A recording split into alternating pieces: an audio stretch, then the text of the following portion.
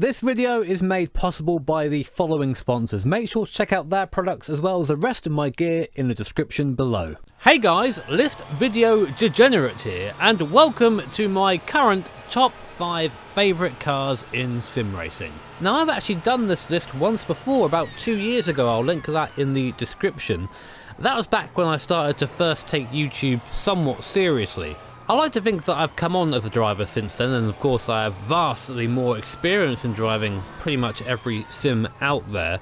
So I thought it'd be nice to remake this list and give you guys my current top 5 favourite cars in sim racing. Now just like my last video, I want to say that this list is purely subjective and they are my favourites. They may not be the most believable, might not sound the best, might even handle a little wonky in some places, but they're the ones that get me the most excited when I sit down to drive. But anyway, on with the show.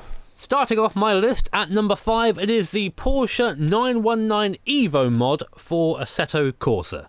Now the 919 Evo mod is actually fairly basic. It's just a physics mod for the standard 919 LMP1 already in game in Assetto Corsa. The mod releases the LMP1 regulation shackles from the Porsche 919 and gives you an absolutely steroid-induced downforce-making, boosting monster that is capable of lapping the Nordschleife in more capable hands than mine of under 5 minutes. And when you're there driving this thing, the experience is so intense that you have no spare processing power in your brain. You are constantly thinking about how much downforce do I have in this corner? Can I go through here flat?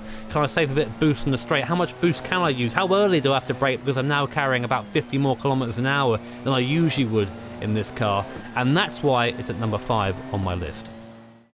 Number 4 is the 2017 Ford GT GTE from iRacing. Now if you've watched the channel before, you will know that I am not the biggest fan of GT cars, frankly, because I'm bad in them. And when you're bad in something, you don't want to drive it, so you don't get any better, and it's a vicious cycle. However, the Ford GT somewhat broke that cycle for me. I drove it in a couple of special events this year, just because I didn't want to drive in the Daytona prototype, because let's be honest, who does? Looking at you, sub 1k iRating drivers. In my mind, the car handles differently from the other GT cars, and just something about it connected with me. I'm just taken back to when I was driving at Road Atlanta and going through T1 in the Ford GT. It was a downshift, turn the car in, hope the rear wouldn't snap around, and then when you got through there in one piece and you got through there quickly, you were rewarded with a sense of just accomplishment, because the car was capable of so much more, it felt, than the other GT cars through that part of the circuit. I also enjoy how the thing sounds. I know that might not be a popular opinion given that it is the V6 EcoBoost, not the glorious V8 that we're used to when it comes to Ford. But as V6s go, it sounds pretty damn meaty, especially when you're bombing it around the oval section on the Daytona road course. Number 3 is the Group B Metro 6R4 from Dirt Rally.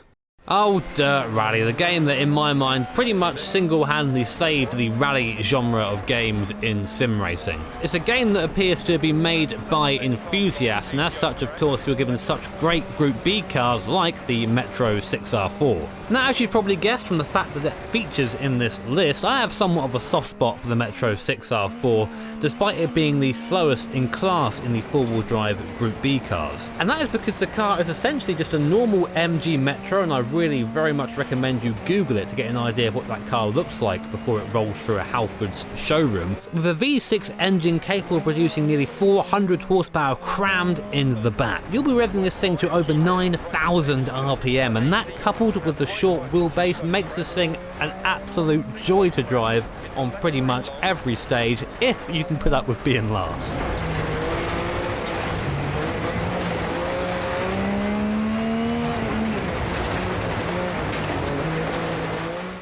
For number 2, we go back to Assetto Corsa, this time for the Group C Porsche 962. Just hearing the term Group C brings forth images of cars hurtling down the Mulsanne straight at over 400 kilometers an hour. The sound of turbo chatter, the cars oversteering out of corners, but then being stuck to the ground through high-speed sequences.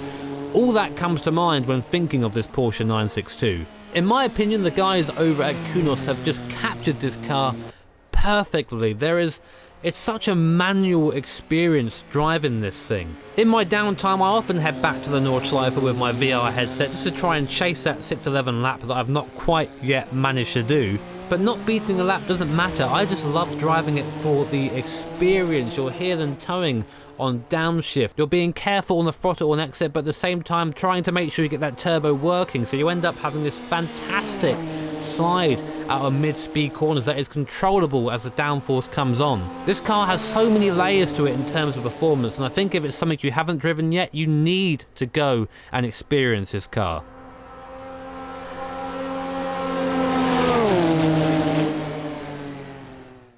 Number 1, rather predictably, is my beloved tractor, the Audi R18 LMP1 from iRacing.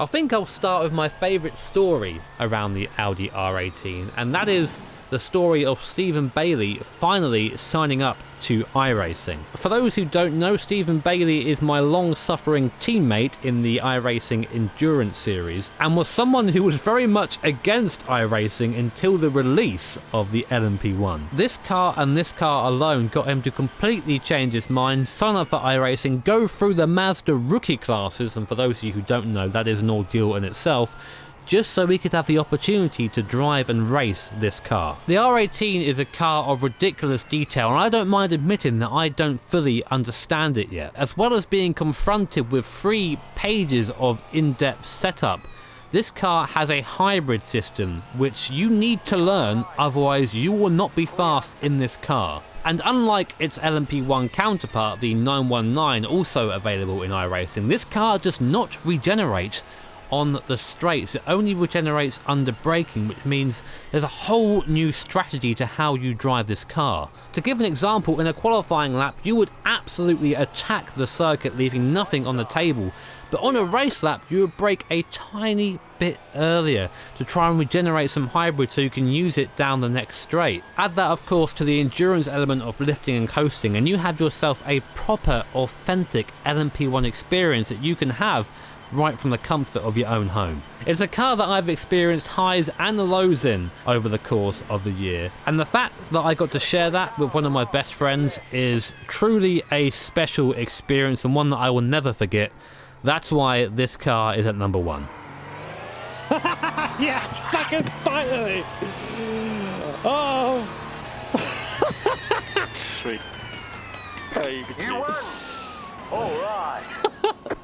Yes! Thank you, thank you, thank you, thank you. Well, that is the list of my top 5 favourite cars in sim racing. As always, I am very much interested to hear your guys' opinion on the subject and maybe hear your top 5 in the comments below. If you enjoyed the video, of course, feel free to hit that like button. If you really enjoyed it, hit subscribe and the bell notification icon, because that way you'll be made notified of future streams and, of course, future videos. As always, a big shout out to my sponsors and to my Patreons. Thank you so much for supporting the channel. Take care, have an awesome day. I'll see you all next time.